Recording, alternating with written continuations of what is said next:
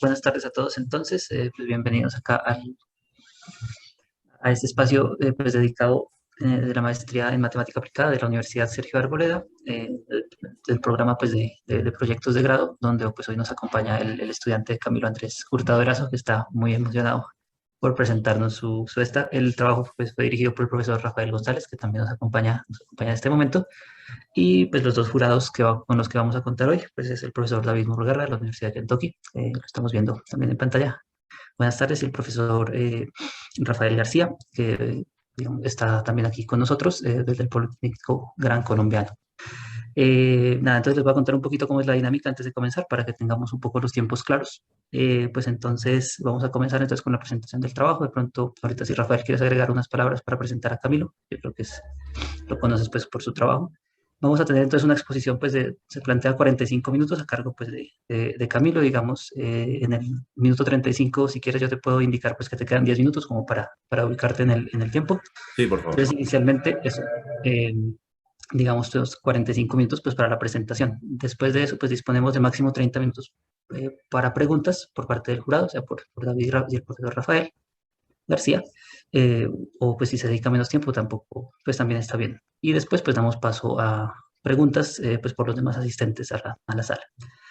Y después de eso pues nos vamos a reunir pues los jurados, digamos, el profe Rafael, el director de la tesis, y yo pues para acordar la nota, pero yo solo sirvo como asesor para rellenar los documentos nada más. Ellos entonces van a dar la deliberación y después de eso regresaremos a esta sala para pues hacer pública la calificación y el resultado de Camilo. Entonces, no sé si hay alguna pregunta, alguna cosa antes de arrancar, o si no, pues profe Rafael González, tienes la palabra. Gracias, Sergio. Bueno, no, pues sin mucho más que agregar, Camilo es estudiante de maestría de la Universidad Sergio Arboleda, de la maestría en matemáticas aplicadas, y nos va a presentar su trabajo Generating Pseudonode RNA Skeleton Using the Combinatorics of Catalan Objects and Irreducible Core Diagrams. Bienvenido, Camilo, adelante. Bueno, Sergio pone el tiempo cuando yo arranque. Sí, cuando me digas, comenzamos. Ah, bueno, listo. Sí, antes de arrancar, gracias a todos por asistir. Hay unos desde bien lejos, en otros países, ahí tal vez trasnochándose, a los que también sacaron un ratico de su tiempo. Muchas gracias. Y como decimos con Rafael, casi que no es el fin, sino por fin acabamos. Entonces, listo. Comenzamos. Bueno, buenas gracias a todos, gracias por su asistencia. Ya nombraron el título del trabajo. Mi supervisor y mi mentor por un poco más de 2 años ha sido Rafael González. ¿Cuál va a ser el orden del día? En primer lugar, vamos a hacer una corta introducción acerca de lo que se trata el trabajo. Luego vamos a ver algunas generalidades del ARN y el doblado del ARN. Luego vamos a ver cómo se representa el ARN. Y específicamente veremos cómo modelar los esqueletos secundarios de ARN, que eso es un término que introdujimos en el trabajo. Para ello hablaremos de la combinatoria de Catalan, de los diagramas de arcos irreducibles y de unas estrategias de programación conocidas como Dynamic Programming y Lazy Evaluation. Después pasaremos a los resultados, al análisis de los resultados computacionales, y para eso veremos cómo elegimos el tamaño adecuado de la muestra, cuál fue el análisis que realizamos a los esqueletos y cómo se relacionan estos esqueletos con datos experimentales de ARN. Finalmente hablaremos de las conclusiones y como los enfoques o qué se puede hacer a partir de los resultados que obtuvimos acá. Bueno, entonces en la introducción, lo que podemos decir es que en este trabajo introducimos un método para contar y para construir unos objetos combinatorios abstractos que denominamos esqueletos de ARN, los cuales son unas versiones simplificadas de las estructuras secundarias de ARN, que eso lo vamos a ver más adelante. Y estas versiones simplificadas incluyen unas subestructuras que se denominan pseudonudos. Nosotros usamos un enfoque combinatorio mixto para construir estos esqueletos y este enfoque combinatorio mixto utiliza la combinatoria de los diagramas de arcos irreducibles y utiliza la combinatoria de Catalan, específicamente de las particiones no cruzantes. Esta estrategia mixta nos permite restringir la formación de los pseudonudos a unas subfamilias que se han encontrado en la naturaleza. Y lo que hicimos fue tomar una muestra del espacio de los esqueletos abstractos de ARN con una longitud determinada y analizarle unas características, específicamente 4 características. La primera fue el tamaño promedio del pseudonudo más grande, la segunda el número promedio de pseudonudos, y la tercera el número promedio de enlaces, y la cuarta el número promedio de enlaces inválidos. Las 3 primeras características las comparamos con datos experimentales que encontramos de ARN. La cuarta característica no la comparamos, pues porque son enlaces inválidos y eso no se encuentra en la naturaleza. Ahora sí pasemos a hablar un poco acerca del ARN y el plegado del ARN o ARN folding. Aquí en la imagen tenemos a la izquierda una hebra de ARN, a la derecha tenemos las 2 hebras en forma de hélice del ADN. Y estas dos moléculas son biopolímeros, son ácidos nucleicos, y junto con los lípidos y los carbohidratos y las proteínas forman las principales macromoléculas que constituyen la base de la vida, tal como la conocemos nosotros actualmente. Una molécula o una hebra de ARN está formada por una secuencia de nucleótidos, y estos nucleótidos pueden contener una de 4 bases nitrogenadas, que son citosina, guanina, adenina y uracilo. Y aquí ya encontramos unas diferencias con el ADN. El ADN no tiene uracilo, sino que tiene timina. Otra diferencia es que el ADN es mucho más largo en cuanto al número de nucleótidos. El ARN puede ir desde unas decenas o centenas hasta unos 6.000 nucleótidos aproximadamente, de acuerdo a lo que hemos leído. Y además, en su estructura, el ARN tiene ribosa y el ADN tiene desoxirribosa. Bueno, y además que el ARN es solo una hebra. Entre estas bases nitrogenadas del ARN, entre la citosina, guanina, adenina y uracilo, se forman enlaces, ¿sí? Se pueden formar enlaces entre guanina y citosina, entre adenina y uracilo, y entre uracilo y guanina. Cuando se generan estos enlaces, estos puentes de hidrógeno, se produce lo que es el plegado del ARN, y es que el ARN toma una estructura tridimensional, como esto que estamos viendo en la imagen. Entonces, ¿por qué es importante el ARN y el doblado de ARN? Porque las funciones, o muchas de las funciones del ARN, dependen de su doblado, de su estructura. Es decir, dependiendo de cómo se doble la molécula de ARN, pues va a cumplir determinadas funciones. Por ejemplo, pues controlar la expresión de genes, o realizar copias temporales de información de ADN, o realizar procesos catalíticos y regulatorios en las células. Así que surge este problema conocido como el problema del plegado del ARN, que consiste en predecir cuál estructura con una función específica va a surgir a partir de una secuencia de nucleótidos. Y este es un problema que se ha trabajado en la comunidad científica ya a lo largo de muchas décadas, más o menos medio siglo. ¿Y por qué es importante solucionar este problema? Pues porque permitiría controlar la formación de nuevas y útiles estructuras de ARN, permitiría crear nuevas medicinas más efectivas tal vez, y permitiría entender cómo funcionan algunas enfermedades y a curarlas, por ejemplo los virus basados en ARN, como el actual virus del COVID. ¿Qué enfoques se le han dado hasta el momento? A lo largo de estas décadas? Por ejemplo, 2 enfoques es la generación de estructuras usando gramáticas libres de contexto. Este es uno de los enfoques que se han usado para solucionar el problema del plegado del ARN. Y el otro es la minimización de la energía libre de las estructuras. El primer enfoque, el de la generación de las gramáticas libres de contexto, son métodos basados en la teoría del lenguaje, porque las estructuras de ARN pueden analizarse como un lenguaje sobre un alfabeto de 4 letras. Y esta minimización de la energía libre de la estructura lo que busca es analizar la estabilidad energética de los enlaces. Entre más baja sea la energía libre de la molécula, pues es más estable. Es necesario anotar que estos 2 métodos lo que buscan es predecir el doblado de ARN que va a surgir a partir de una secuencia de nucleótidos. Nosotros lo que estamos haciendo en este trabajo no es predecir el plegamiento como tal, sino que estamos generando unas estructuras abstractas que denominamos esqueletos de ARN. ¿Y qué estructuras se han estudiado hasta el momento? Se han estudiado las estructuras estructuras secundarias libres de pseudonudo y las estructuras secundarias con pseudonudos, que ya las vamos a ver más adelante. Ahora veamos cómo se representa el ARN. El ARN tiene diferentes niveles de representación. Estos niveles de representación son el nivel primario, que es la secuencia de nucleótidos. Por ejemplo, aquí tenemos adenina, uracilo, guanina, etcétera. Es la secuencia. Luego tenemos la estructura secundaria, que es cuando representamos en el plano los enlaces entre las diferentes bases nitrogenadas, como esta imagen que estamos observando aquí. Esos enlaces se representan con líneas o con arcos. Y luego tenemos la representación o la estructura terciaria, que es la configuración espacial de los átomos que conforman la molécula de ARN. Vamos a enfocarnos en esta estructura secundaria. Esto es un concepto importante, igual que lo del plegado. Les voy a ir mencionando como algunos conceptos importantes para que los tengan en cuenta. Entonces, la estructura secundaria, como lo mencionamos, es la representación en el plano. Lo podemos representar así de manera, en una circunferencia o de manera lineal. Aquí tenemos las bases nitrogenadas con su nombre y con su posición.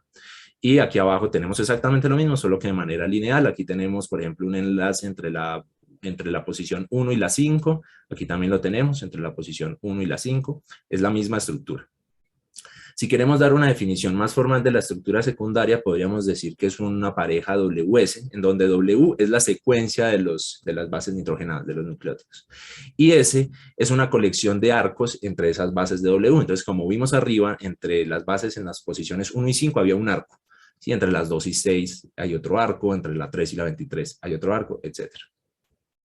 Ahora veamos unas subestructuras que se presentan en las estructuras secundarias. Entonces, hay unas subestructuras, hay bastantes de subestructuras que son como patrones que se repiten en las estructuras secundarias. Hay muchas, por ejemplo, hairpin loop, internal loop, stem, etcétera, pero la que nos va a interesar a nosotros ahora son los pseudonudos, ¿sí? Que es como esta sección de acá. Ya más adelante la veremos con más detalle para entenderla.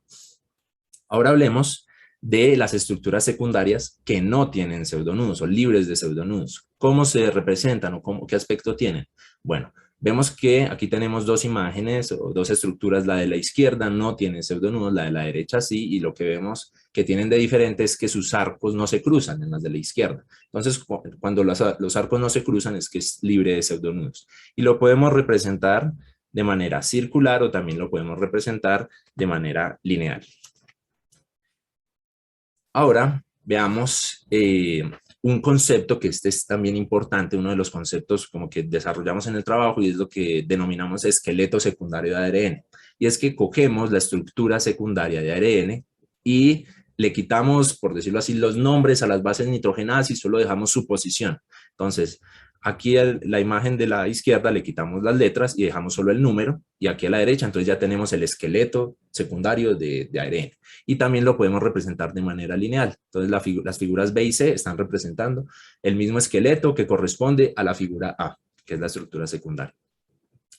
Y si queremos dar una definición más formal, entonces podríamos decir que un esqueleto de ARN es una colección posiblemente vacía de arcos disjuntos en un conjunto N. ¿Qué son arcos disjuntos? Bueno, aquí en la imagen de la izquierda, en la imagen A, tenemos arcos que no comparten bases, ¿sí? Esos son arcos disjuntos, y en la figura de la derecha tenemos unos arcos que sí están compartiendo una de sus bases. Entonces esos son arcos no disjuntos, y nosotros vamos a usar los que son disjuntos. Ahora veamos qué es esto del pseudonudo. O sea, entendamos qué es este concepto. Supongamos que tenemos esta secuencia de bases nitrogenadas, tenemos 15, están con su respectivo nombre y posición, y entre ellas se van a empezar a formar enlaces. Entonces, entre la base en la posición 1 se forma un enlace con la base en la posición 13, entre la 2 y la 12 también, entre la 11 y la 14, etcétera. Hay una que queda sola, que es la 3, y si eso lo volvemos a estirar y lo colocamos de manera lineal, pues vamos a ver que hay unos enlaces, unos arcos que se están cruzando, y justo ahí donde se están cruzando, pues entonces es donde vamos a encontrar el pseudonudo. Así que, ¿cómo definimos el pseudonudo? Es una colección de al menos dos arcos que tienen la propiedad de que podemos pasarnos de un arco a otro o entre todos los arcos a través de sus cruces. Es como si cogiéramos y nos ubicáramos en el arco que está entre la base 1 y la 13 y nos empezamos a mover a través de él, y cuando se cruza con el arco que está entre la base 10 y la 15 nos pasamos a ese otro arco, y luego nos pasamos al otro arco que está entre la base 2 y 12, y así podemos recorrer todos los arcos del pseudonudo. Se han encontrado algunos tipos de pseudonudos en la naturaleza, ¿sí? A partir de datos experimentales, y se les ha denominado como tipo H, tipo K, tipo L, tipo M, y ¿en qué se diferencian? Se diferencian en la manera como se están cruzando sus arcos, ¿sí? Y es necesario señalar que estos arcos no necesariamente representan un solo enlace. Aquí podemos tener un conjunto de enlaces o un stack de enlaces. Así, y esto lo vemos acá. Tenemos este pseudonudo. Por ejemplo, tenemos estos 3 enlaces en negro y eso lo podemos simplificar con un solo arco acá en negro. Lo mismo con estos 2 arcos en verde o estos 2 enlaces en verde, los simplificamos y los representamos con uno solo. Y lo mismo con los enlaces en azul y en rojo. Ahora pasemos a modelar los esqueletos secundarios de ARN. Así que aquí ya empieza parte de los resultados del trabajo. Para eso hablemos primero de la sucesión de Catalán y de los objetos de Catalán. Entonces, los números de Catalán son una sucesión, hagan de cuenta, como la más conocida de Fibonacci. Tenemos una sucesión de números, pero esos números también representan unos objetos combinatorios. Y tanto los números como los objetos se pueden definir a partir se pueden definir de 2 maneras, con una relación recursiva o con una fórmula cerrada. Entonces, en la relación recursiva tenemos un caso base y tenemos que el objeto de Catalán que estamos construyendo en este momento va a depender de otros 2 objetos de Catalán, ¿sí? Que tienen la misma naturaleza. Y en la fórmula cerrada, pues lo que podemos hacer es encontrar uno de los números de la sucesión sin recurrir a los objetos anteriores. Veamos unos objetos de Catalán en específico. Veamos los que se llaman non-crossing matchings, complete non-crossing matchings. Entonces, ¿de qué se trata? Que tenemos un conjunto de nodos y vamos a formar enlaces entre los nodos, entre parejas de nodos. Como son complete, entonces no pueden quedar nodos sin enlace o sin arco. Y como son non-crossing, pues no se pueden cruzar. Entonces, si n es igual a 2, tenemos 2 arcos. Podemos hacer 2 complete non-crossing matchings, que yo aquí los estoy señalando. Si tenemos 3 arcos, pues entonces tenemos 5 maneras de hacer complete non-crossing matchings o emparejamientos completos no cruzantes, que son estas 5 que estamos viendo en pantalla. Estos complete non-crossing matchings se pueden usar para contar las estructuras secundarias libres de pseudonudos. Entonces, si por ejemplo tuviéramos 9 bases, ¿sí? O sea, aquí está del 1 al 9, y cogiéramos 6 de ellas, o sea, 3 arcos, entonces la cantidad de estructuras secundarias libres de pseudonudos sería de 835. Aquí es necesario resaltar algo, y es que estas estructuras libres de pseudonudo no están respetando una de las restricciones de la naturaleza cuando se forman los enlaces en el ARN, y es que la distancia entre las bases tiene que ser de al menos 3 bases, 3 o 4 bases. Aquí no se está respetando eso. Miren que hay un enlace entre la 2 y la 3, pero hay una fórmula, aparte de esta que estamos viendo en pantalla, la número 2, hay una fórmula que es la fórmula de Radis, que sí cuenta las estructuras que respetan esta restricción. Entonces aquí en la fórmula vemos que está el objeto de Catalán, de n nodos, tomamos 2k nodos, donde k es el número de arcos, y vemos que estas 5 estructuras que tenemos aquí en pantalla corresponden exactamente a estas 5 que tenemos aquí. Vean que tenemos 3 enlaces, 3 arcos, uno a continuación del otro. Tenemos una estructura en donde hay 2 arcos anidados a la izquierda y uno solo a la derecha. En esta tenemos 2 arcos anidados a la derecha y uno a la izquierda. Y si nos venimos acá, vemos exactamente lo mismo. Tenemos 3 arcos, uno detrás de otro. Tenemos 2 arcos anidados a la izquierda y uno a la derecha, 2 arcos anidados a la derecha y uno a la izquierda, bueno, y las otras 2. Así que nos surgió una pregunta, y es que, ¿será que existe una generalización de la combinatoria de Catalán, de los objetos de Catalán, que permite modelar esqueletos secundarios con pseudonudos? Así que veamos precisamente estos objetos, los esqueletos secundarios con pseudonudos. Lo que hicimos para modelarlos fue dividir el problema en 2 partes. Primero, cómo modelar la estructura externa y cómo modelar la estructura interna.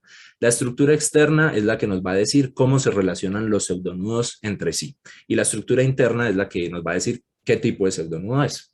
Aquí en la imagen de la izquierda tenemos un esqueleto secundario de ARN y a la derecha tenemos sus particiones, ¿no? Su partición no cruzante asociada y los diagramas irreducibles asociados.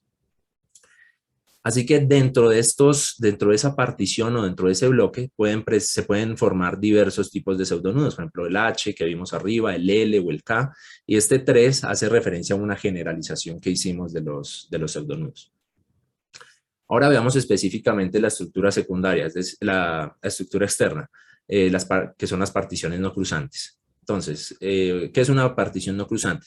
Tenemos un conjunto de números y empezamos a hacer como grupos de los elementos de ese conjunto. Aquí, por ejemplo, tenemos el subconjunto 1, 5, 8, 9, que es este azul. Tenemos el 3, 4, 6, 11, que es este rojo. ¿Sí? Hasta que utilizamos todos los elementos del conjunto y vemos que algunos de ellos se están cruzando. Bueno, pues una partición no cruzante es cuando esos subconjuntos no se cruzan entre sí. Y esa partición puede tener bloques, ¿sí? O puede tener enlaces, o puede tener nodos, bases aisladas o separadas. Veamos un poco más detalle las particiones no cruzantes. Si tenemos dos elementos, estos dos nodos, podemos formar dos particiones no cruzantes, cuando los elementos están separados y cuando están unidos. Y cuando tenemos tres nodos, podemos formar 5 particiones no cruzantes, que son las que vemos en pantalla. Todos separados, un enlace entre las diferentes parejas y los 3 elementos unidos. Estas particiones no cruzantes, y como son objetos de Catalán, pues corresponden también o responden también a la misma fórmula recursiva. Así que si tomamos dos particiones no cruzantes como estas que vemos abajo, en la primera hay 2 enlaces y una base aislada, y en la segunda hay un enlace, un bloque y una base aislada, y las juntamos y añadimos un nodo adicional, pues porque estamos construyendo el objeto de Catalán siguiente. Entonces, ese nodo adicional se une al bloque que contiene el 1, vean, el 1, 2, 1, 2 se une con el 6, el 3 con el 5 permanece, el 7 con el 8 y el 10 permanece, y quedan unas bases aisladas. Entonces aquí se ve que la partición no cruzante corresponde con la fórmula recursiva de Catalán. Si quisiéramos visualizar el proceso completo de cómo formar de manera recursiva las particiones no cruzantes, pues partimos de una estructura o de un conjunto de bases, y elegimos una de ellas. Esto nos divide nuestro conjunto en otros 2 subconjuntos. De cada uno de ellos también elegimos uno de los nodos. Esto vuelve a dividir la estructura en 2 subconjuntos y continuamos el proceso hasta que llegamos a conjuntos vacíos, y luego nos devolvemos y recordamos cuáles fueron los elementos que elegimos. Por ejemplo, aquí elegimos el 1, el 2 y el 6, y entonces la partición no cruzante va a tener el bloque 1, 2, 6. Ahora veamos la estructura interna, que corresponde a los diagramas de arcos irreducibles. Pero para ver los diagramas de arcos irreducibles, primero tenemos que ver los diagramas de arcos o los matchings, que son emparejamientos. Pues los emparejamientos es tener un conjunto de nodos y trazar arcos entre ellos, ¿sí?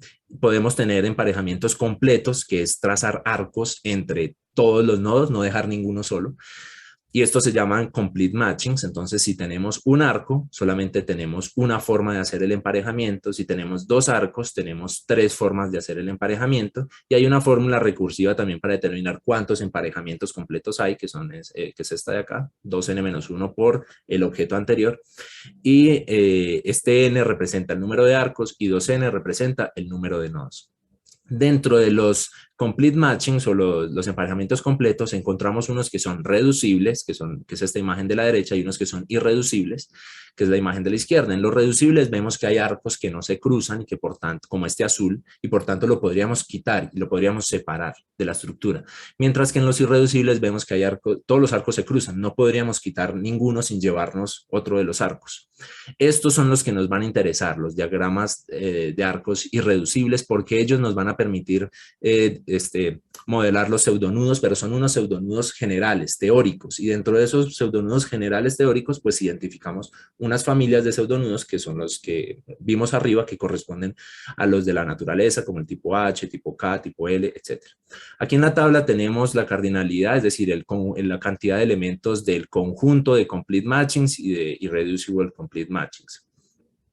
Y estos estos diagramas irreducibles también se construyen de manera recursiva como los objetos de Catalán. Entonces, si tenemos, por ejemplo, un diagrama irreducible alfa 1 y otro diagrama irreducible alfa 2, podemos formar otro diagrama irreducible. ¿Y cómo es el proceso? Bueno, del segundo diagrama irreducible de alfa 2, tomamos todos los elementos menos el último, o sea, del 1 al 5, y miramos dónde lo colocamos dentro de las posiciones entre los nodos de la primera estructura. Entonces lo podríamos colocar entre el 1 y el 2, entre el 2 y el 3, entre el 3 y el 4. En este de arriba, en este diagrama alfa, lo colocamos entre los dos primeros nodos. Vean que aquí ubicamos 5 nodos azul de la estructura azul. El último nodo sí lo ubicamos al final. Y de esta manera es la forma recursiva de construir los diagramas de arcos irreducibles, y vemos que tienen una factorización canónica que constituye de una posición J, que es donde vamos a colocar los nodos, y de 2 diagramas de arcos irreducibles como originales.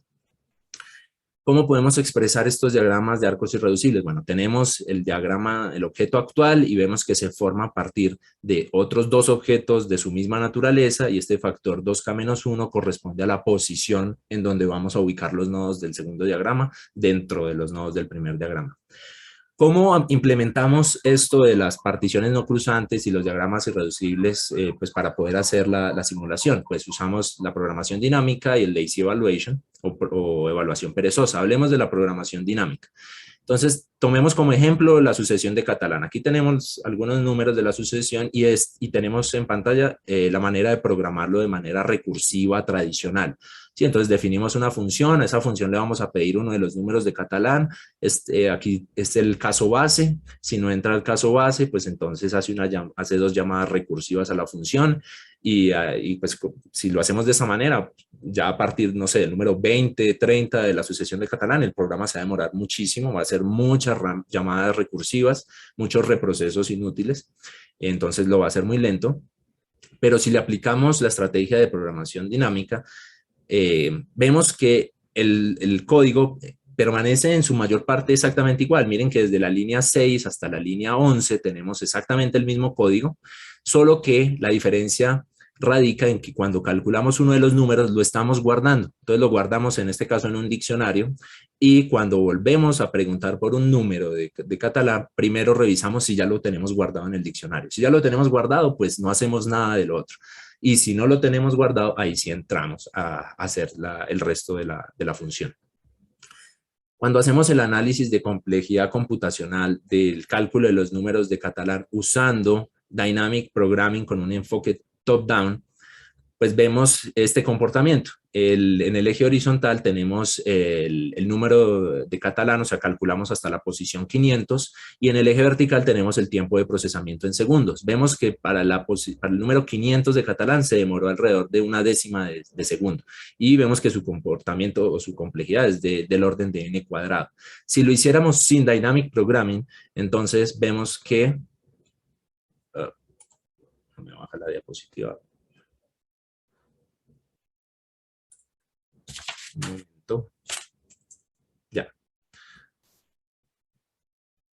Vemos que si no se usa el Dynamic Programming, vemos esta línea roja que tiene un comportamiento exponencial, y miren que solamente se calculó hasta la posición 15 y el tiempo que tomó fue de aproximadamente 1.4 segundos. Entonces ya pedirle hasta la posición 20 ya sería, nos demoraríamos horas, minutos u horas.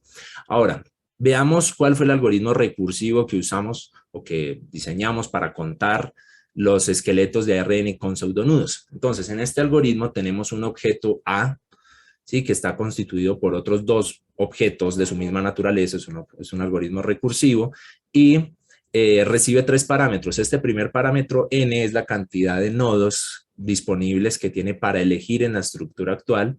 Este parámetro m es la cantidad de nodos que se han elegido anteriormente, y este parámetro t representa el tipo de pseudonudo. ¿Cuáles son los casos base? Los casos base es cuando cuando n es igual a 0, ¿sí? Cuando no tenemos nodos disponibles para elegir. Y si recuerdan de la gráfica de hace un momento, que eran el proceso recursivo completo, llegábamos hasta que el conjunto era vacío, ¿sí? Entonces ya no tenemos elementos para elegir, pero sí tenemos un número de elementos que se han elegido anteriormente, y dependiendo del valor t, pues vamos a tener una cantidad de esqueletos de ARN con pseudonudos. Si el valor de m es impar, entonces vamos a tener 0. Esto corresponde a que los diagramas irreducibles son completos, ¿sí? son emparejamientos completos. Entonces no pueden tener valores, números impares de nodos. Si m vale 0 o 1, pues entonces la cantidad de esqueletos es 1. Y si t es S, o es, bueno, es un parámetro tipo carácter, bueno, string, es S, K, L, M, pues se calcula su pseudonudo correspondiente. Al hacer el análisis de complejidad computacional de este algoritmo, en donde tenemos en el eje horizontal la cantidad de bases del esqueleto, aquí abajo hasta 150, y en el eje vertical el tiempo de procesamiento en segundos, vemos que para un esqueleto de unas 150 bases, pues estaba demorando alrededor de 1.2 segundos y su complejidad computacional es del orden de n cubo. Y si lo comparamos con el algoritmo de calcular los números de Catalan usando Dynamic Programming, vemos que el de Catalan, que era de n cuadrado, pues en este caso se ve casi plano como constante. Ahora veamos lo del Lazy Evaluation. Lazy Evaluation es una estrategia también llamada por necesidad, y lo que sirve es para evaluar una expresión solo cuando se necesita. ¿Y por qué la usamos? La usamos para no tener que generar toda esa cantidad de estructuras, de esqueletos, para poder analizar solo algunos de ellos, porque a medida que aumenta la cantidad de bases del esqueleto, pues la cantidad de estructuras que se pueden formar es muy grande y pues no era práctico generarlas todas para después analizar algunas. Entonces veamos cómo funciona con este ejemplo. Tenemos el conjunto de diagramas irreducibles de 12 bases. La cardinalidad es 2830, o sea, podemos formar 2800 esqueletos con 12 bases. Y queremos obtener la que está en la posición 350. Entonces, lo primero que hacemos es expresar ese sub 12, ese conjunto, con la definición de diagrama irreducible que vimos más arriba, que ya hablando de cardinalidad es esto mismo que tenemos abajo, S2 por S10, más 3 S4 por S8, etc. Entonces, por ejemplo, en S2 por S10, ¿cuántas estructuras hay de dos bases? Una, y de S10, 248, entonces nos da 248. De S4 hay una, de S8 hay 27 y lo multiplicamos por 3, nos da 81. Bueno, y así hacemos con todas. A este 350 le empezamos a restar estas cardinalidades hasta que ya no se le pueda restar más. Entonces le restamos 248 y le restamos 81, eso nos da 21. O sea que la estructura que queremos está en el índice I' igual a 21, en este llamémoslo paquete, en el paquete 5S6S6. Así que ahora necesitamos saber cuál de las diferentes estructuras de C6 estamos usando en primer lugar y cuál estructura S6 estamos usando en segundo lugar. Hay 4 alternativas. Con 6 bases tenemos 4 diagramas irreducibles, ¿sí? Y además necesitamos saber en qué posición vamos a combinarlos. Hay 5 posiciones, 5 alternativas. Así que, ¿qué hacemos? Cogemos ese índice y lo dividimos entre el tamaño del nuevo paquete. El nuevo paquete es S6 por S6, su cardinalidad es 16. Tomamos su cociente y luego el módulo, que es 5, volvemos a dividirlo entre el tamaño del nuevo paquete, que es S6, eso nos da 1, cogemos el cociente y el residuo también lo tomamos. Así que ahí obtenemos los 3 índices para construir la factorización canónica de la que hablamos arriba, ¿sí? Y ya con estos 3 índices podemos definir cuáles son las estructuras irreducibles que se van a usar y cómo se van a combinar. Finalmente, luego de aplicar lo del Dynamic Programming y lo del Lazy Evaluation, la representación gráfica de lo que arroja el software son este tipo de imágenes en donde tenemos los nodos y hay algunos bloques con pseudonudos, hay algunas bases aisladas y hay algunos enlaces entre nodos. Ahora pasemos al análisis de los resultados computacionales. ¿Qué es lo que hicimos acá? Pues fue tomar de manera uniforme una muestra de esqueletos y analizarle unas propiedades para luego compararlas con unos datos experimentales de ARN. ¿Cómo elegimos el número adecuado de la muestra? Pues esto de qué va a depender. Va a depender de la longitud N de los esqueletos, o sea, la cantidad de bases, va a depender del tipo de pseudonudo y va a depender de la propiedad o de la característica que estábamos analizando. Determinamos que una muestra de 1000 esqueletos era adecuada para ciertas longitudes de estructuras que ya vamos a ver abajo, y los pseudonudos y familias analizados fueron los H, los S, que son los diagramas irreducibles, y los K y los L. Y usamos una notación tipo, por ejemplo, K3 significa un pseudonudo tipo K con 3 arcos o 3 stacks, K4 con 4, K asterisco significa de cualquier longitud, y también hay una notación que es K menor o igual a un número, por ejemplo, K menor o igual a 5 representa los pseudonudos tipo K con 5 o menos arcos. Las propiedades analizadas, entonces, como las habíamos mencionado al principio, el tamaño promedio del pseudonudo más grande. ¿Cuál es la longitud válida para nuestro análisis? La longitud del esqueleto, 2000 bases. El número promedio de enlaces, la longitud máxima para nuestro análisis, 1800 bases. El número promedio de pseudonudos, 600 bases. Y el número promedio de enlaces inválidos, 1250 bases. Ahora pasemos a los resultados. En estos resultados vamos a encontrar una imagen a la izquierda que corresponde a los pseudonudos tipo K y una imagen a la derecha que corresponde a los pseudonudos tipo L, y vamos a ver primero la imagen sin los pseudonudos tipo S y luego con los pseudonudos tipo S. Aquí lo que primero observamos es que el valor de, bueno, en uno de los ejes horizontales tenemos la longitud del esqueleto y en el otro eje horizontal tenemos el tipo de pseudonudo. Y aquí en el eje vertical, específicamente para esta propiedad, vamos a ver la proporción de bases que pertenecen al pseudonudo K más grande. Vemos que comienza en 0,3, comienza a decrecer a partir de unas 300 bases, sin importar la longitud del esqueleto y sin importar el tipo de pseudonudo, y pues parece tender a 0, pero para poder determinar eso tendríamos que analizar esqueletos de mayor longitud, por ejemplo 6000, que es lo que se encuentra en la naturaleza. Pero si suponemos que estos resultados son correctos, entonces podríamos decir que un esqueleto de más bases, de 4000 bases, va a tener como pseudonudo de tamaño mayor un pseudonudo de unas 40 bases, el 1%. Ahora, si permitimos la formación de cualquier tipo de pseudonudo, o sea, los pseudonudos S, vemos que la tendencia es a formar un solo gran pseudonudo. ¿Sí? La proporción de bases que pertenecen al pseudonudo es como del 97%, si no creo recordar mal, está en el documento. Entonces, y vemos que tampoco, sin importar la longitud de la estructura y el tipo de pseudonudo.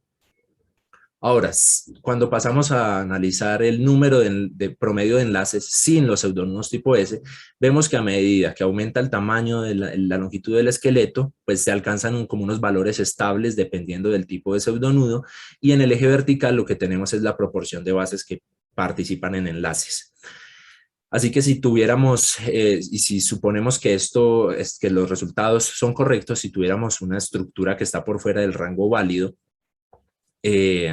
por ejemplo, 2000 bases, entonces vamos a tener que alrededor de 730, que se forman alrededor de 730 enlaces.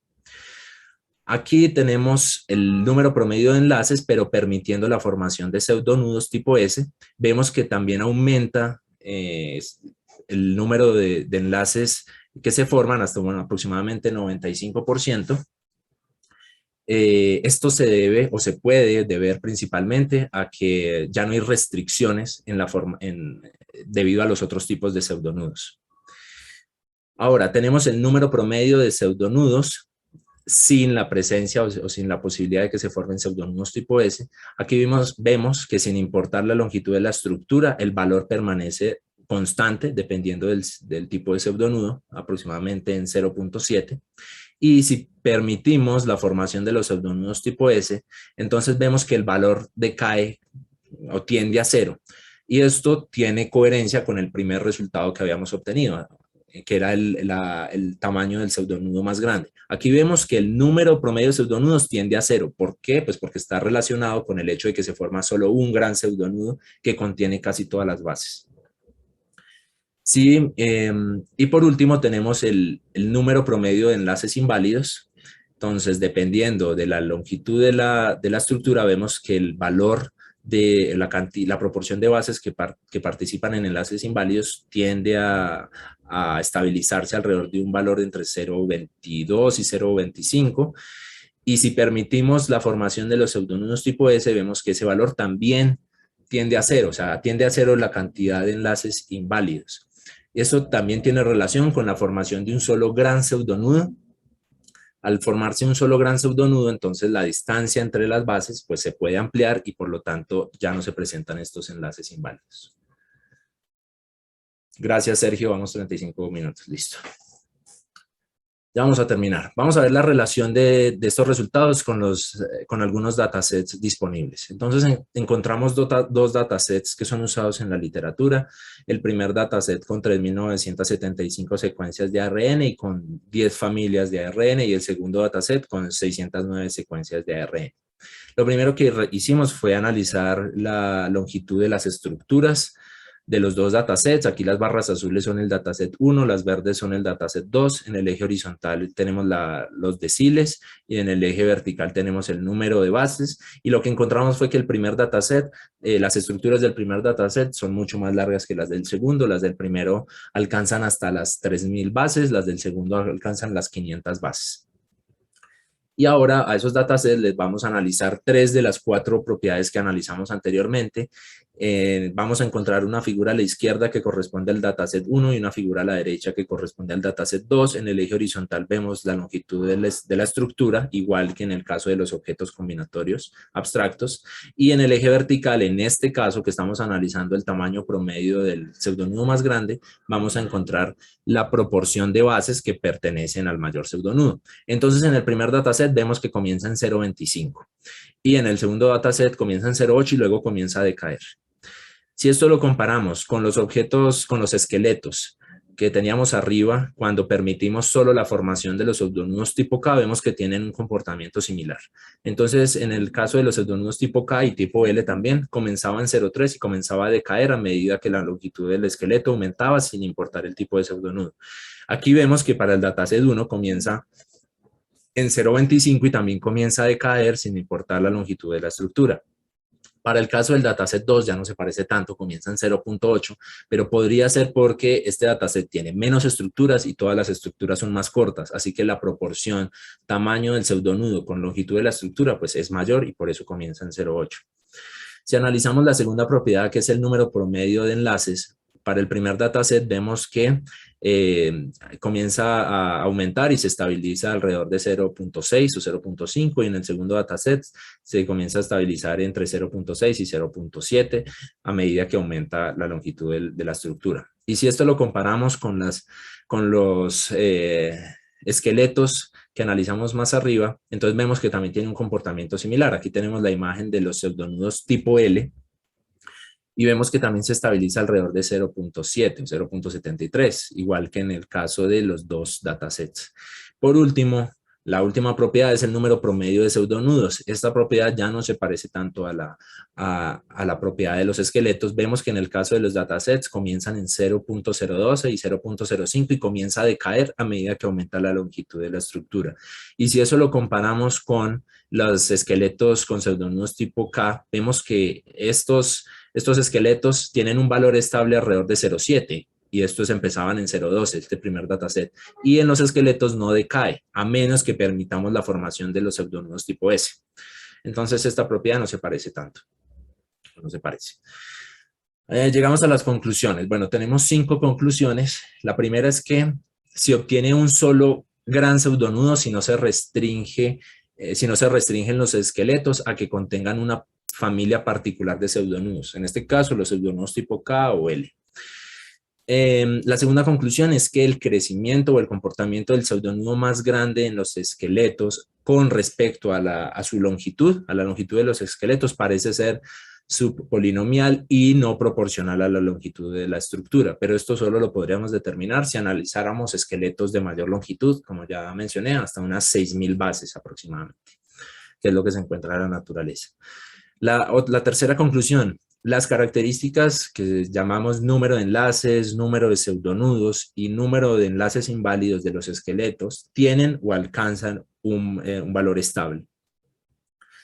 La cuarta conclusión es que las características, el tamaño estas dos características, la primera que es el tamaño del mayor pseudonudo y el número de enlaces, al parecer dependen más de la combinatoria de los objetos que de los procesos químicos y termodinámicos que gobiernan la formación de la molécula en la naturaleza, pues porque esas son las dos propiedades que más se parecieron entre los objetos combinatorios abstractos y entre los datos reales de ARN. Y por último, que es la conclusión que responde a nuestra pregunta, y es que fuimos capaces de identificar que las estructuras secundarias con pseudonudos pueden ser modeladas usando una mezcla entre la combinatoria de los diagramas irreducibles y entre la combinatoria de Catalán, específicamente las particiones no cruzantes. Ahora, ¿qué trabajo futuro queda? ¿Qué nuevas preguntas surgieron? La primera es que sería posible usar las observaciones de este trabajo para mejorar un algoritmo que prediga la formación del doblado más probable de una secuencia de ARN. ¿Cómo se podría mejorar? Pues limitando el tamaño del pseudonudo más grande. Ya vimos que los pseudonudos tienen una cota superior en el tamaño y permitiendo la formación solo de un tipo de familias. Vemos que los datos experimentales o reales de ARN se corresponden mejor cuando los pseudonudos son tipo K o tipo L. Cuando son tipo S no se corresponden con la naturaleza. En el segundo enfoque podría ser que podría ser interesante estudiar el comportamiento estadístico de otras subestructuras que aparecen en el ARN, o sea, ya no solamente los pseudonudos, sino por ejemplo los multiloops, internal loops, los hairpin loops, etcétera. Todos esas subestructuras que vimos al principio de la presentación. En tercer lugar, podría ser interesante analizar más datos de ARN, pero ahora haciendo una diferencia entre las familias que existen, porque hay muchas familias de ARN, hay ARN de transferencia, ribosomal, y bueno, y cada vez van encontrando más y tienen más funciones. Entonces podría ser interesante analizar estas familias por separado y ver qué tanto se parecen, si se parecen o no, a los esqueletos, a los objetos combinatorios que se presentaron acá. Y por último, podría ser una pregunta interesante determinar cuál es el conjunto de estructuras secundarias de ARN que comparten un mismo esqueleto de ARN y además cuál de esas estructuras secundarias son físicamente posibles, respondiendo a las restricciones que mencionamos. Bueno, esta es la bibliografía y muchas gracias por su atención.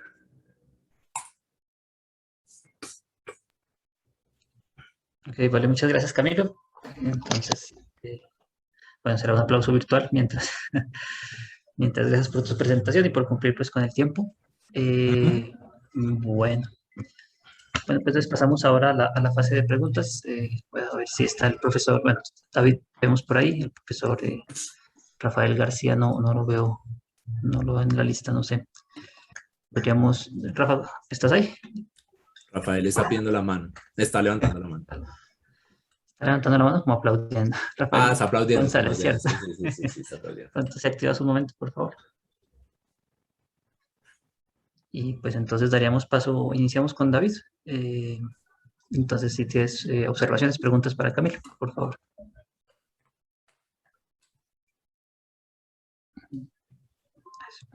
¿Dijiste a mí? ¿No? Sí, profe David, muy rural, por favor. Bueno, gracias, bonita presentación. Me gustó mucho el trabajo que hicieron ahí. Bueno, tengo preguntas y comentarios, ¿no? Mejor primero te hago las preguntas. Creo que me leí el trabajo, pero ya no me recuerdo bien de las estructuras irreducibles, estos SN que tenías ahí, y habla sobre una factorización, ¿no? ¿Esa factorización es única o...? Sí, es una factorización única, es decir, a partir de 2 diagramas irreducibles solo vamos a obtener un único diagrama irreducible resultante. ¿Y las reducibles cómo las obtienes? Las reducibles, a ver, esas también tienen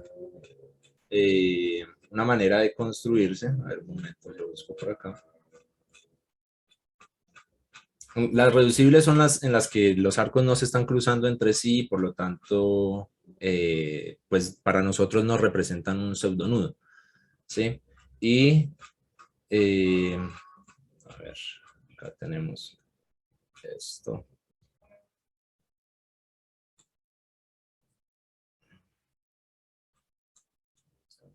Ya. Entonces, sí, estas que son reducibles, aquí a ver, las busco la diapositiva.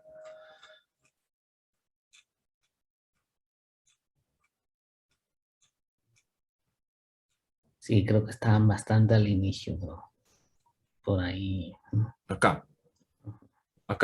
Sí, sí. Entonces, estas pues también se pueden formar, o sea, se podrían separar como en otras dos estructuras, o sea, si separamos, por ejemplo, este arco azul de estos arcos negros, Pero entonces estas no las consideramos precisamente porque lo que nos interesa es que se estén cruzando para poder modelar los pseudonudos. Entonces estas reducibles nosotros pues no las utilizamos en el modelado. Ya. O sea, no es que las reducibles pueden ser formadas a partir de las irreducibles. No. No, ok. Otra pregunta que tenía era en el slide 82, no sé si te es fácil ir ahí. Sí. Había una escala que me confundió un poco.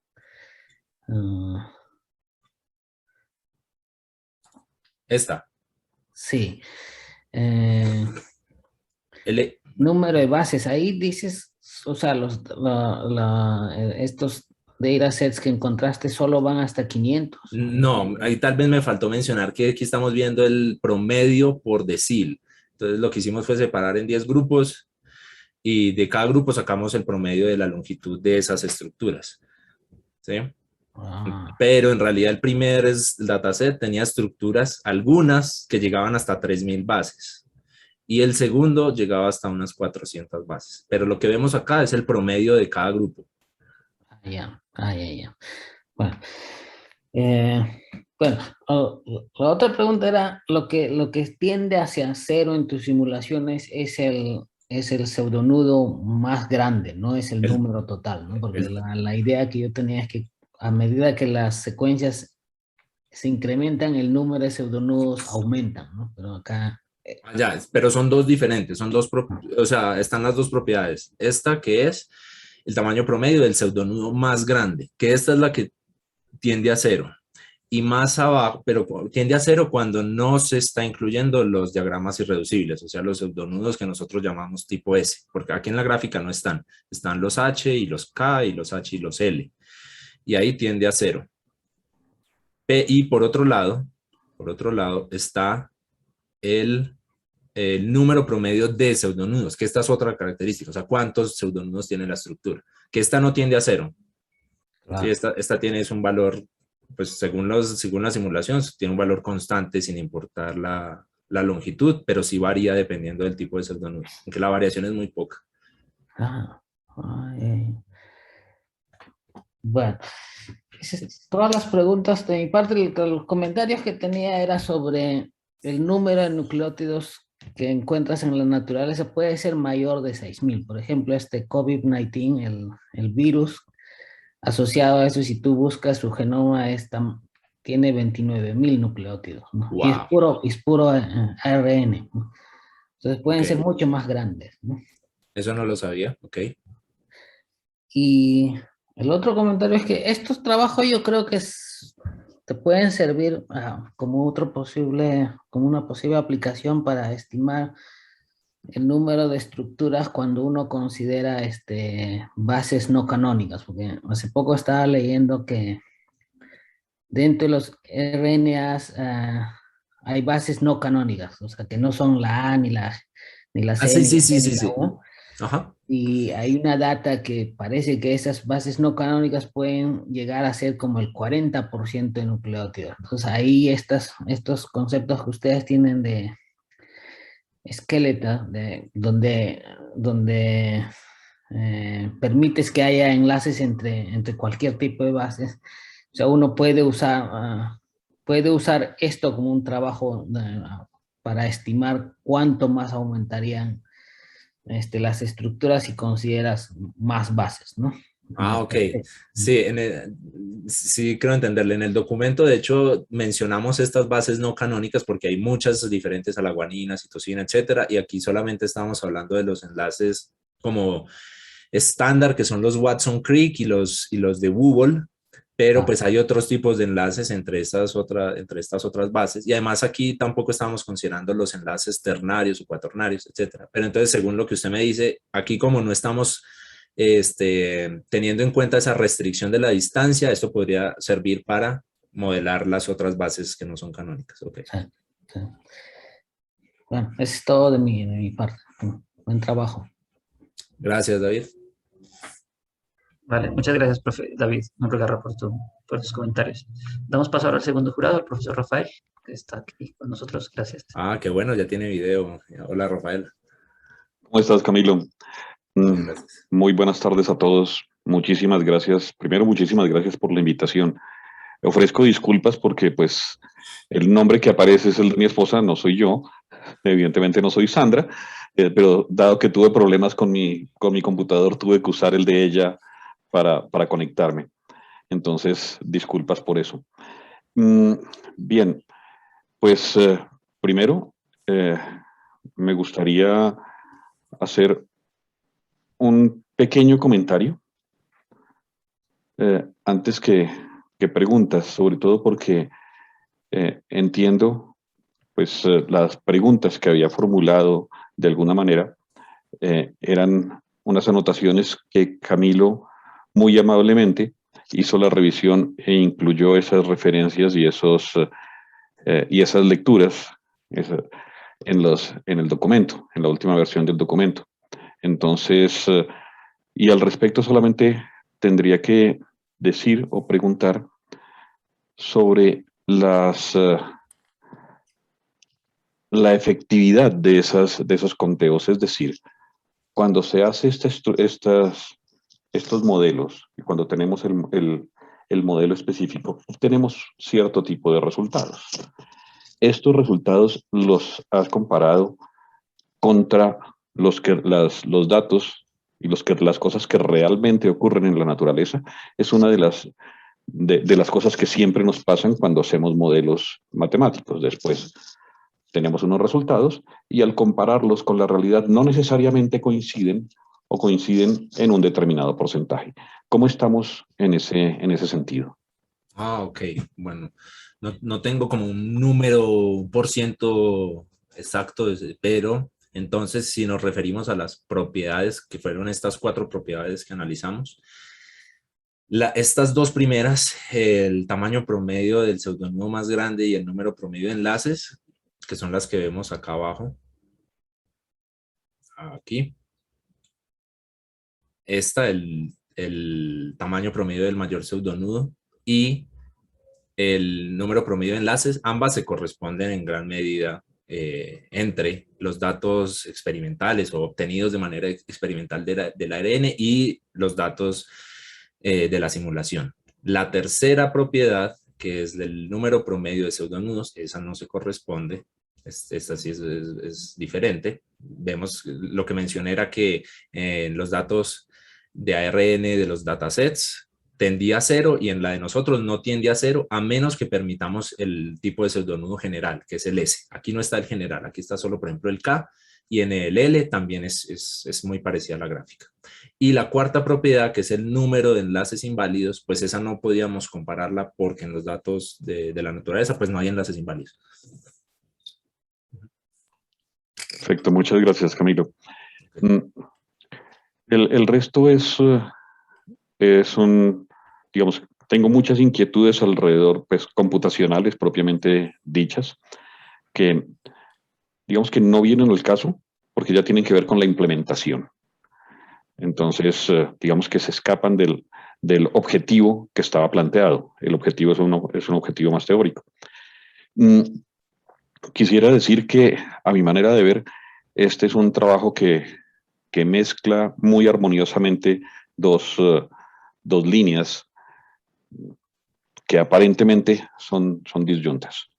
Eso es algo que personalmente valoro mucho en un trabajo en matemáticas aplicadas, porque justamente estás mostrando un camino para seguir.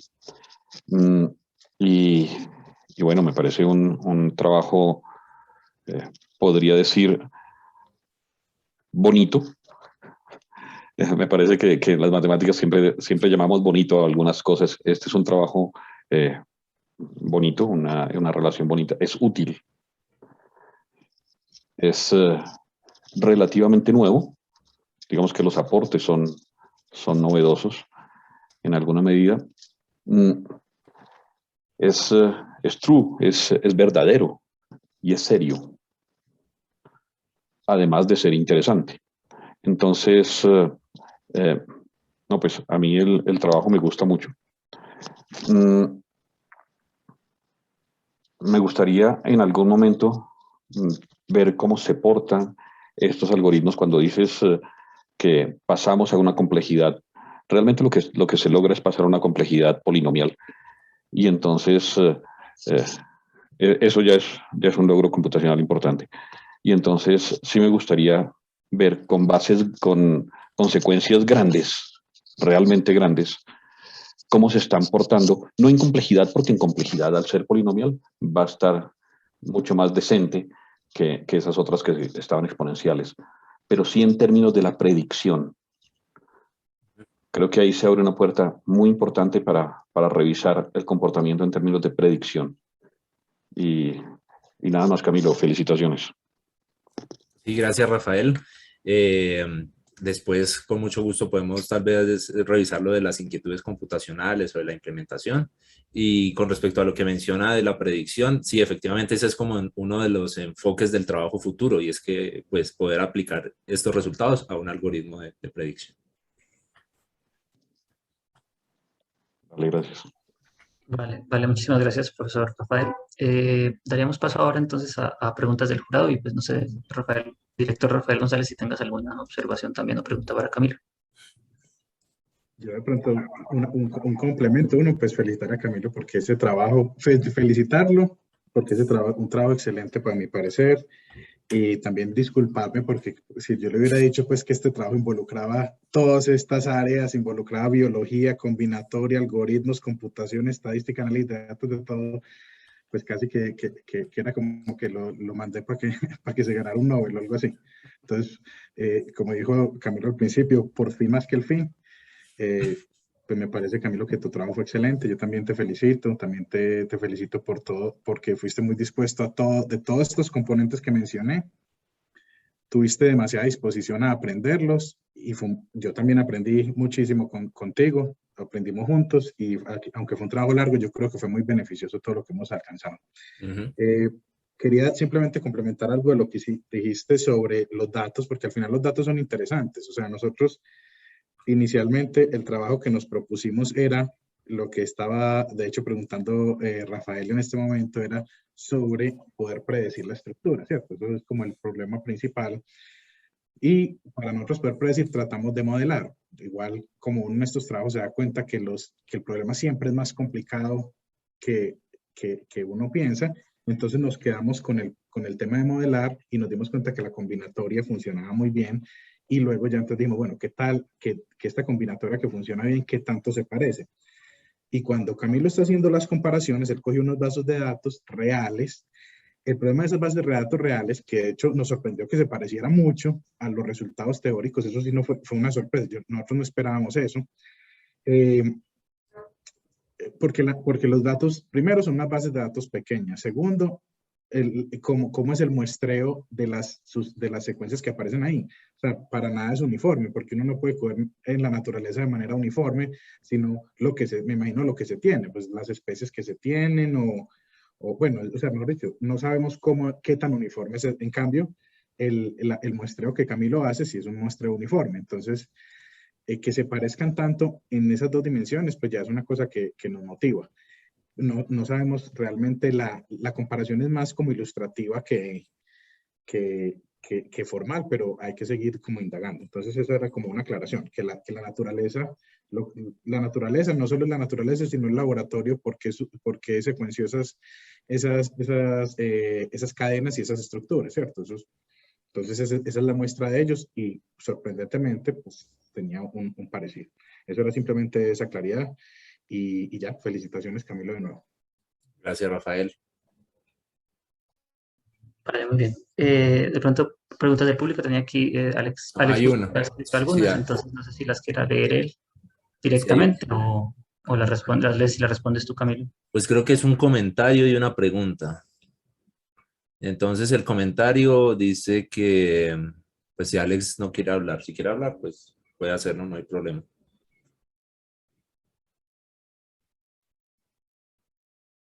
Pero bueno, no parece. Tal vez no escucha, tal vez Alex Sí, Bustos, ¿no? bueno, entonces en el comentario dice que no tiene micrófono. En el comentario dice que la conclusión 4 la considera válida, que que la actividad o procesos químicos y físicos que generan las estructuras de ARN se materializan en lo que se observa en la estructura y, o sea, en los resultados del trabajo. La pregunta es, ¿consideran que bajo esta aproximación de análisis de las estructuras podría aplicarse a estudios de evolución de ARN?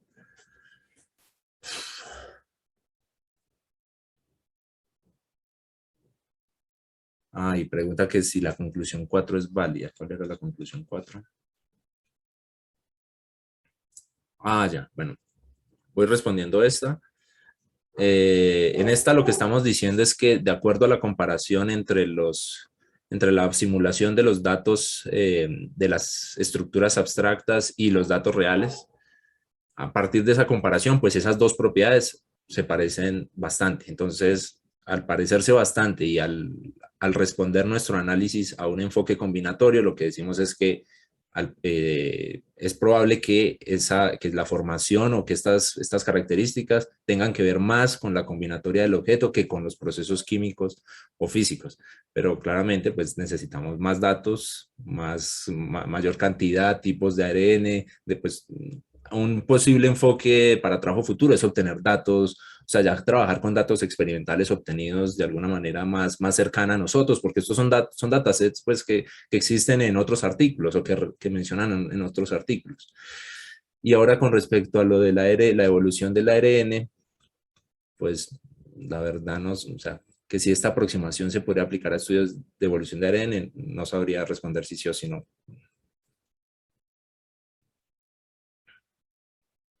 Ya, dice que el modelamiento de la estructura para afirmar cosas sobre termodinámica o química se debe estudiar y probar que eso pasa o no. Hay uno de los enfoques que mencionamos al principio, que es el de la... Sí, sería una aplicación interesante a futuro, exacto. Que uno de los enfoques que mencionamos al principio, que se llama la minimización de la energía libre de la estructura, y precisamente ese enfoque se centra en todas las relaciones termodinámicas y químicas entre los enlaces. Y pues él sí tiene, ese enfoque sí tiene en cuenta todo ese tipo de interacciones. ¿Sí? No sé si Rafael quiere decir algo más, o los jurados. Yo quería también complementar un poquito sobre, bueno, uno es esto es un análisis estático, ¿cierto? No hay dinámica ahí. Lo otro es, sí, no se está siguiendo ningún proceso termodinámico, es simplemente un proceso combinatorio, ¿cierto? ¿Cuáles son las posibles estructuras? Y hay una cosa interesante y es que, digamos que cuando nosotros empezamos, modelamos como si la naturaleza pudiera producir cualquier tipo de estructura de pseudonodo, ¿cierto? Eso es lo que Camilo menciona que se llama tipo S. Pero resulta que cuando se hicieron las simulaciones con tipo S, eso sería como el propósito, como que uno diera, de manera abstracta la naturaleza puede producir lo que sea, ¿cuál sería la más probable? Pero cuando uno simula con todos los posibles pseudonodos que podrían haber en un bloque sin restricciones, resulta que lo que Camilo decía es que hay un solo pseudonodo gigantesco. Estadísticamente solo hay un pseudonodo gigantesco y ya, y eso no es lo que se observa. O sea, que eso confirma que la naturaleza está seleccionando familias de pseudonodos. Esa es la conclusión, una de las conclusiones grandes. Lo que también simplifica el problema de determinar cuál es el tipo de pseudonodo, porque uno ya sabe que son solo unas familias y esas familias, de hecho, son polinómicas. Entonces, eso simplificaría el algoritmo, también atendiendo a la pregunta de Rafael ahorita. Y por el otro lado, también el pseudonodo más grande, si está limitado en tamaño, que esa fue una de las conclusiones que mencionó Camilo, lo que haría que también simplifique el algoritmo. Por ejemplo, si no me acuerdo, Camilo, cuál fue el orden, dijiste más o menos 40 bases por un tamaño de 2000, ¿cierto? De 4000. De 4000, listo, entonces más o menos un 10%. Significa un 1% más o menos. 1%, sí, qué pena. Esos 40 significa que de hecho el algoritmo va a ser de orden n a la 40. ¿Cierto? Eso, básicamente eso es lo que lo simplifica, ese tamaño que Camilo está diciendo. Entonces, si es polinómico, todavía pues es orden polinómico grande, y habría que ver que también, como preguntaba, de hecho la pregunta de Rafael fue muy buena, cómo se comporta ya el algoritmo implementado con esas restricciones. Esa es mi metida de cuchara. Quería Gracias. hacer un comentario sobre esto de estudiar la evolución. He visto artículos que usan este framework, ¿no? O sea, esto del modelizado del RNA para plantear un problema de biología evolutiva, en el sentido de que tú puedes considerar mutaciones, o sea, cambiarle los nucleótidos, puedes considerar crossover, selecciones y así, evolucionas por tantas generaciones y a cada paso ves cómo cambia cierta propiedad. Por ejemplo, tú quisieras saber cómo cambia el tamaño del mayor grande pseudonudo, ¿no? A medida que voy. Entonces, como tú te planteas una hipótesis de decir cómo la naturaleza selecciona, digamos, ¿no? O sea, desaparece esto, entonces voy a simular cómo funciona la evolución, pero sí puedes, ¿no? Sí puedes usar y esta puede ser una de las propiedades que testes, ¿no? Ok.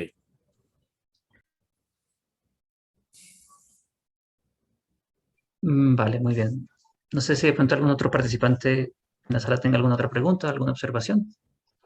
Y digamos, si no es el caso, entonces pasaríamos ahora pues, a la parte de la calificación. Vamos a abrir una sala entonces aparte pues, para los jurados, para Rafael y para mí. Entonces, Dianis, de pronto si nos ayudas, por favor.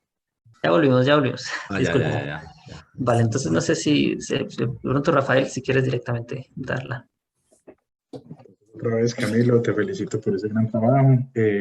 Otra vez me reitero en mis disculpas por todo lo que te he puesto a voltear durante estos años, pero también creo que pues yo agradezco mucho haber trabajado contigo en este tiempo y creo que se cumplieron todos los objetivos, aprendimos muy bien y según el jurado y según tu director que soy yo, creemos que tu calificación es de 5 y que tienes una mención honorífica por ello. Ah, Entonces, muy bien. felicitaciones. Muchas gracias. Felicitaciones. Sí, pues fueron dos largos años de bastante aprendizaje. De bastante aprendizaje, sobre todo en la academia, saber, porque pues así es, me imagino que así es en el doctorado, en todo lado. Uno piensa que ya va a acabar y no. Cuanto más avanzas, siempre es que sabes menos. Sí. Exactamente. Y bueno, muchas gracias a los jurados también, a David y a Rafael por leerse ese documento tan extenso y estar presentes. Muchas, pues, felicitaciones, como lo decía hace un momento, un gusto haber leído ese trabajo. Voy a usar un término que usaba mi director de tesis doctoral en algún momento. Él decía Bunzi, y que no significa nada, pero realmente está muy con esos adjetivos que estaba usando hace un rato. Beautiful, useful, new, true, serious, and interesting. Ah, está muy chévere, me lo voy a copiar. Entonces, más o menos eso resume, ¿no? Al menos mi opinión sobre el trabajo. Ok, muchas gracias. A Sergio también por toda la logística. Y, tranquilo. Felicitaciones. Gracias y a todos los que nos acompañaron en esta hora y 40 minutos. Y bueno. Vale, muy bien, pues nada, felicitamos de nuevo a Camilo. Entonces, muchísimas gracias a todos. Gracias a los jurados también por su participación y bueno, hasta una próxima oportunidad. Que estén muy bien. Buenas tardes. Gracias, felicitaciones. Hasta luego. Chao. Gracias.